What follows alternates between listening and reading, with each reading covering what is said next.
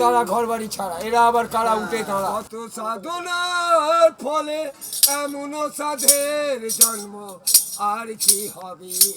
একেই বলে বাবারে বাবা। এখানে নগ্ন বাবা তো ওখানে ভস্য বাবা।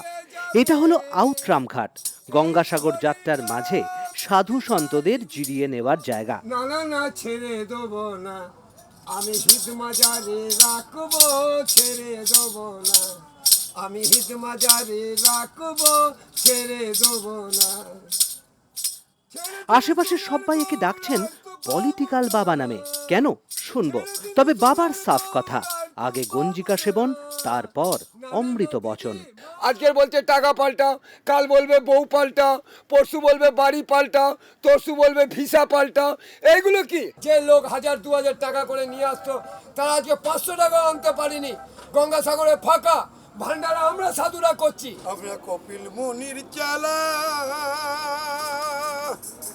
ওরে ডাকছি দুই বেলা, সংসার দিয়েছো বাবা।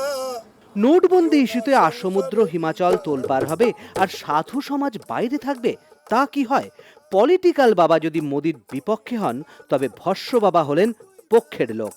जो नोटबंदी किया है वो क्या है, जो ज्यादा रुपया जिसके पास हो उसको, जो काला धन है उसके लिए है तो है ना, और किसके लिए? अभी आप लोग मीडिया वाले तो दिखाते हो यहाँ इतना निकला करोड़, यहाँ उतना निकला करोड़, यहाँ उतना निकला करोड़, क्यों दिखाते हैं आप लोग को?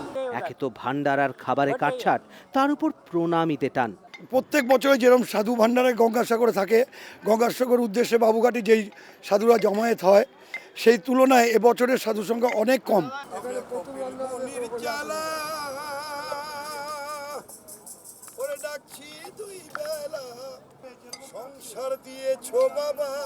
সাক্ষাৎ শনি যদি ঘাড়ে উঠে বসে, তবে নাকি ভারী বিপদ। তুলনায় শনি বাবার বিপদটাও কম কিছু নয়। কার ঘাড়ে উঠে যে সমস্যার বৈতরণী পার করা যায়, তা নাকি শনি বাবার কাছেও অজানা। আমি তো শনি, আমি কার ঘাড়ে উঠবো জানি না, মুদির ঘাড়ে উঠবো না মমতার ঘাড়ে উঠবো না তোমাদের ঘাড়ে উঠবো।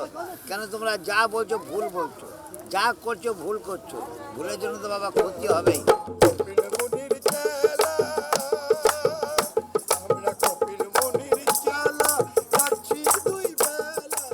উৎসবকে অতীতেও দমিয়ে রাখা যায়নি, হয়তো ভবিষ্যতেও যাবে না। সেজন্যই সমস্ত সমস্যা বুকে নিয়েও কান বাজনা। কান পাতলেই শোনা যাচ্ছে সব তীর্থ বারবার, গঙ্গাসাগর একবার। Bureau report, আনন্দবাজার.com।